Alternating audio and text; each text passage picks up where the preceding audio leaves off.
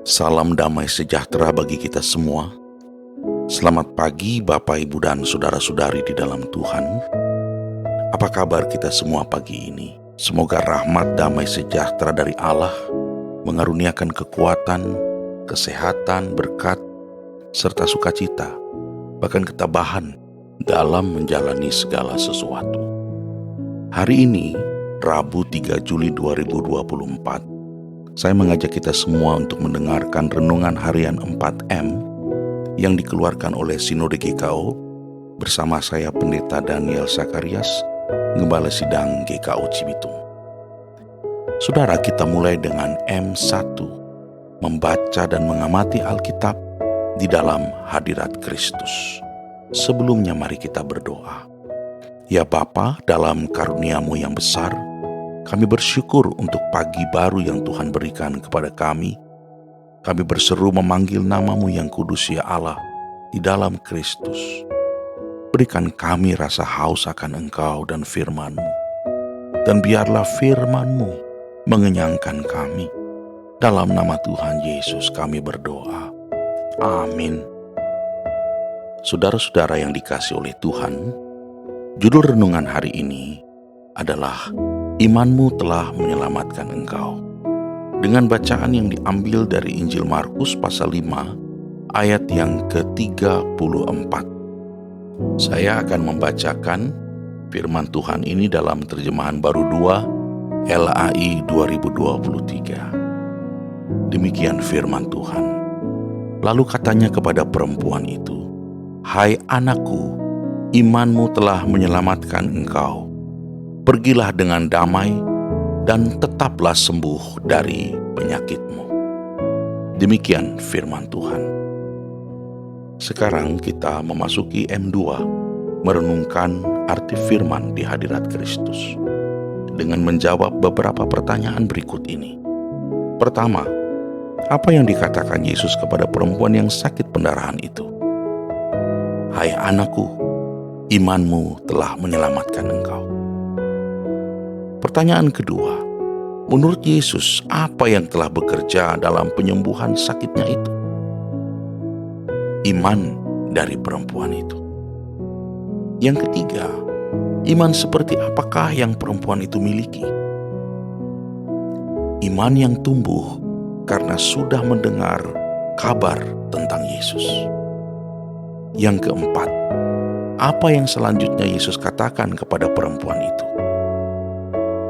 "Pergilah dengan damai dan tetaplah sembuh dari penyakitmu." Artinya bahwa kesembuhan dari Kristus menuntaskan secara permanen persoalan yang selama ini dihadapi perempuan itu. Saudara, sejak kita pertama kali percaya kepada Kristus, kita telah diberi iman oleh Allah di dalam hati kita. Iman perdana itu seperti benih yang harus kita rawat dengan menyiraminya, memberinya pupuk, serta membuang bagian-bagian dari pohon itu yang menghambat pertumbuhannya. Sehingga iman kita bukan lagi cuma sebuah benih, tetapi telah menjadi pohon yang lebat, yang banyak buahnya. Sayangnya, masih banyak orang Kristen membiarkan benih iman yang diberikan Tuhan sebagai modal itu tetap menjadi benih. Tidak dirawat, tidak disiram, tidak dipupuk, bahkan dibiarkan terbengkalai. Akibatnya, benih itu tidak berguna dan tidak menghasilkan apa-apa. Saat ada masalah, orang Kristen itu selalu menggunakan kekuatannya sendiri, pikirannya sendiri, karena imannya belum bisa diandalkan. Maka yang akan dialami oleh orang tersebut adalah seperti situasi perempuan yang sakit pendarahan sebelum imannya tumbuh, yaitu menderita sakit berkepanjangan, sakitnya nggak sembuh-sembuh, uangnya sudah habis, dan bisa jadi utang perempuan itu ada di mana-mana. Namun, karya Allah yang luar biasa berkata lain tentang perempuan yang sakit pendarahan itu. Awalnya, ia punya iman yang cuma benih saja, dan itu terabaikan selama 12 tahun. Kesulitan demi kesulitan ia peroleh, karena ia mengandalkan kekuatannya semata-mata dan bukan imannya kepada Kristus. Namun, benih imannya mulai tumbuh karena ia perlahan-lahan mendengar berita tentang Yesus. Walau yang ia dengar adalah kisah dari mulut ke mulut tentang Yesus, tetapi apa yang ia dengar sesungguhnya adalah berita Injil, yaitu berita kesukaan dan harapan bahwa Anak Allah datang untuk menyelamatkan manusia. Diam-diam benih iman perempuan itu mulai tumbuh, dan akibatnya benih iman perempuan itu mulai menjadi pohon. Perempuan itu bukan lagi hanya memiliki iman yang berharap, tetapi sekarang ia memiliki iman yang bertindak, bahkan menjadi sebuah iman yang menantang sebuah kemustahilan. Ia bilang dalam hatinya, asal ku sentuh saja jubahnya, aku akan sembuh. Dan benar, ia pun sembuh.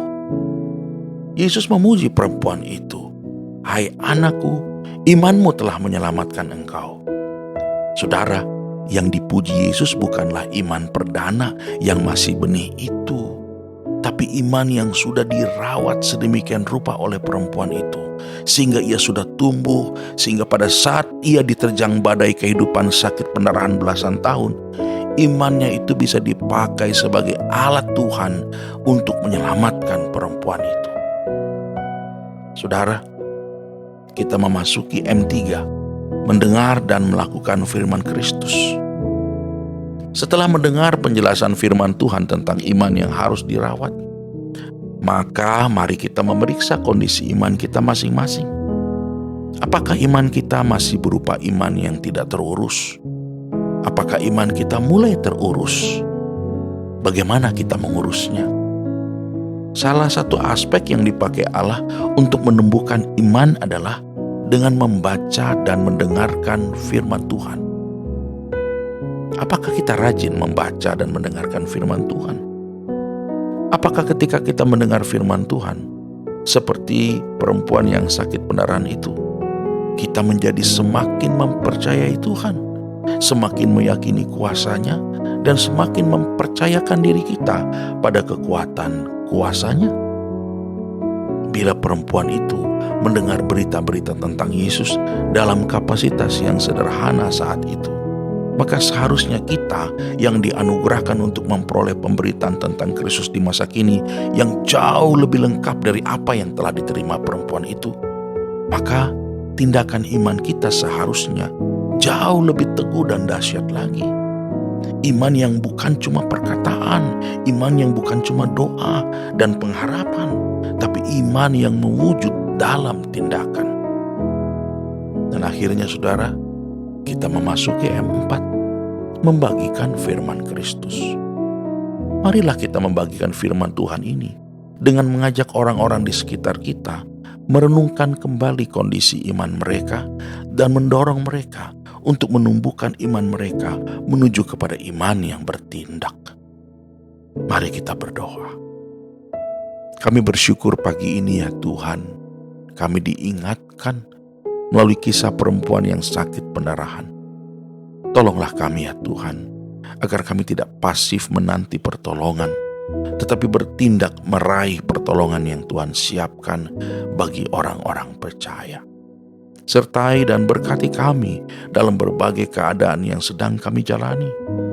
Semoga Allah damai sejahtera menguduskan kami seluruhnya, dan semoga roh, jiwa, dan tubuh kami terpelihara sempurna tanpa cacat pada kedatangan Tuhan kami, Yesus Kristus. Amin. Salam sejahtera buat kita semua.